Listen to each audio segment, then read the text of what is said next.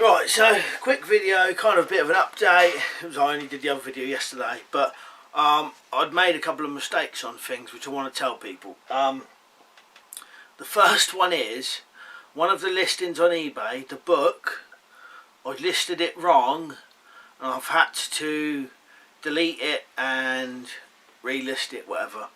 Because, and that's everything, I know a few people had put bids on it. I don't know whether eBay themselves will send out a notification that a listing has been ended and say why. But what I had done, it's only because someone told me on Facebook, I had listed it for £5 and UK £4 postage, but I had set the international postage. I hadn't put a dot in between the 4 and the 2 zeros, so the postage was £400. And someone mentioned it to me on Facebook saying that's a bit expensive for the postage, and I said I'm sure it's supposed to say £4. So I looked on it and it said 400 quid for the international postage, but they won't let you edit it once it's live. So the only thing I could do was take it completely off and relist it. So it's back on the book for £5 starting bid with £4 international postage and £4 whatever, you know, normal postage. And I've put a few other things on as well. I've put the figure 4s on now and some metal figure 4s, maybe a few other things. Oh, I think the dog's trying to get in here, or one of them is. Sky's resting in her bed. It looks like Bella wanted to come in. She was scratching at the door. I don't know if you can hear it. Right, so yeah, I've relisted that. Put a few other things on. Now, I just want to say thank you to everyone who has posted, bought things, messaged me and everything. I truly can't say thank you enough, and in a video I can't even express how grateful I am to everyone who's bought something or messaged me, you know, about things. I wish I could somehow show you how happy I was and how grateful, but you know it is, you know, I don't do so much of a video, but honestly, you know, everyone knows who they are. I am eternally grateful for you know, just people buying things off me, you know, offering things, whatever, you know, messaging me, you know, everything. Oh, and I will show you a picture of the book, which I've done as well, because I forgot to do that in the other video. I'll show you that now.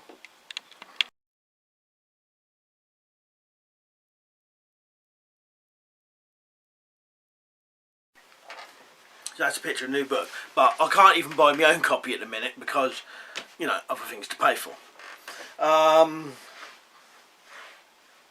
Just trying to think what else. There's other things I wanted to say. Yeah, so tomorrow is the vets. I've got to go to bed early tonight because we've got to be there by 8. Yeah, and the other night, I think the reason I made some mistakes in that is because I was up till like 2, half 2 in the morning, putting stuff on, you know, looking for stuff, and all day long I'd just been making stuff and making stuff. And there was just one other thing I wanted to say. You know, once this is all over, we've all calmed down a bit more. I can, you know, I'll say thank you a bit of a better way. I'll think of something I can do for you. You know, all the people who've helped me, I'd like to do something for you, if you know what I mean. You know, even if it's just video requests or something, you know, if there's a video you specifically want done, I'll do it for you, do you know what I mean? But I just want to tell you one other weird thing. Right, so, oh, and if you wonder where Sky is at the minute, she's just downstairs in her bed resting. So a while back, I read a book. It's going to be a weird one, right? And it was this book. Alan Carr's, not the Chatty Man one, but the no smoking one. So Alan Carr's Easy Way to Stop Worrying. Now,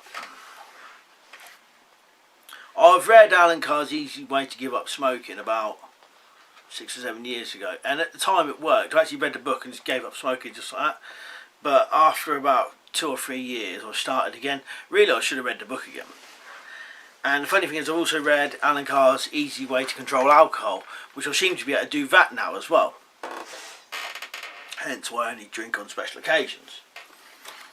So, knowing that those books was pretty good, I thought I would have a look at this book.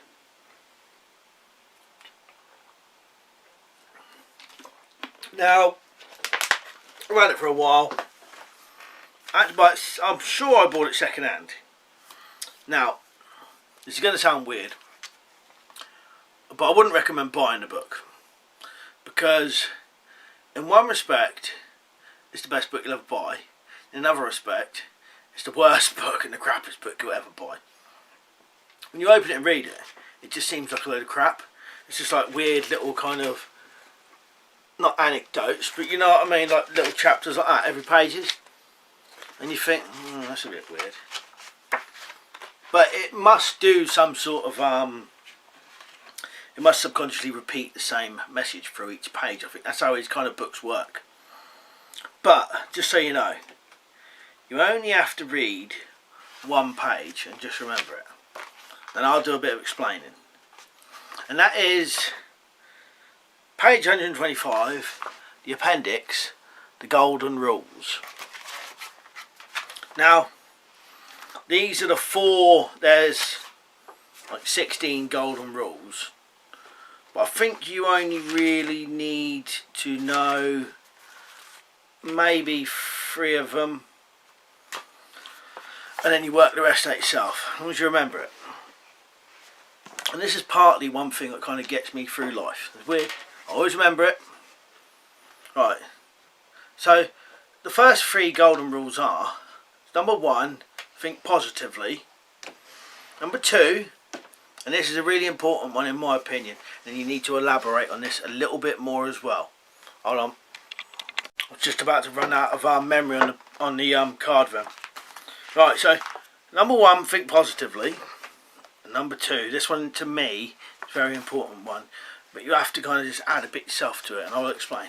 So number 2 of the golden rules of how to stop worrying is, if you have a problem, no matter how large or small, and you cannot solve it immediately, you must devise a plan. If there is nothing you can do about it, there is no point in torturing yourself by worrying about it. That's if there's nothing that you can do about it. Right. Number 3, if you find yourself worrying over a problem, ask yourself, what is the worst scenario?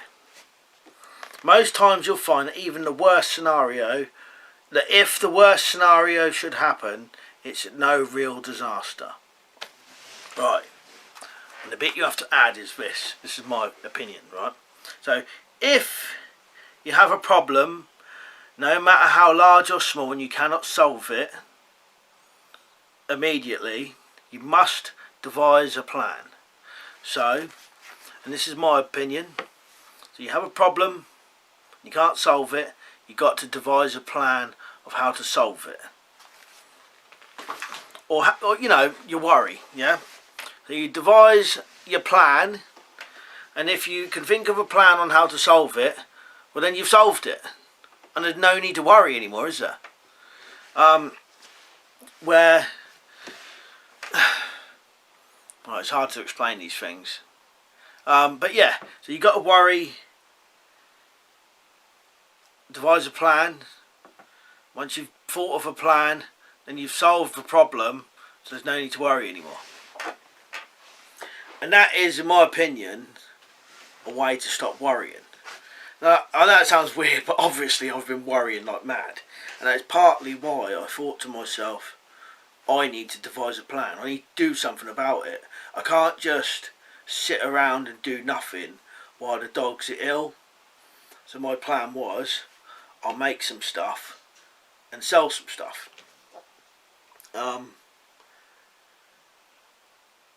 And doing things like that helps. And I think that kind of rule could equate to all of your entire life, and survival situations as well. Yeah, so if you have a worry and you can't solve it immediately, devise a plan. Or if you have a worry, think about the worst case scenario. If it's not a really bad worst case scenario, then what's there really to worry about? If there is a bit of a bad case scenario, what's going to happen, then devise a plan. If you can devise a plan on how to solve it, then you've solved the worry. I hope it doesn't sound too confusing. I know what I mean in my head, if you know what I mean. But yeah, but that's my way of kind of dealing with things. I have to devise a plan. As soon as something happens, I have to think of a way of solving it. And then partly, subconsciously, you doing things and keeping yourself occupied helps as well. This is a bit of a weird ranting video, I suppose, just get a bit off my chest. But yeah, dog's going back in tomorrow. She doesn't seem too bad at the minute, but regardless, like the vet said, she's going to have to be spayed anyway. Because pyrometria, like I said, is a life-threatening thing. Or pyrometria. Yeah, it's a life-threatening thing. And that pus or discharge coming out, you know, it won't, I don't think it'll ever kind of stop or get better with antibiotics. That's not the kind of thing they seem to do. It always seems to be get them spayed. So like I said, I've put some stuff on there. I've had to relist that one, so really sorry about that for anybody who did bid on it. I'm sure that, yeah, because you didn't pay, they wouldn't have took their money anyway. So yeah, but I'd made a real bad mistake on that. Like I said, 2:30 in the morning, and I'd stupidly written 400 quid postage, which obviously didn't want to put that on there.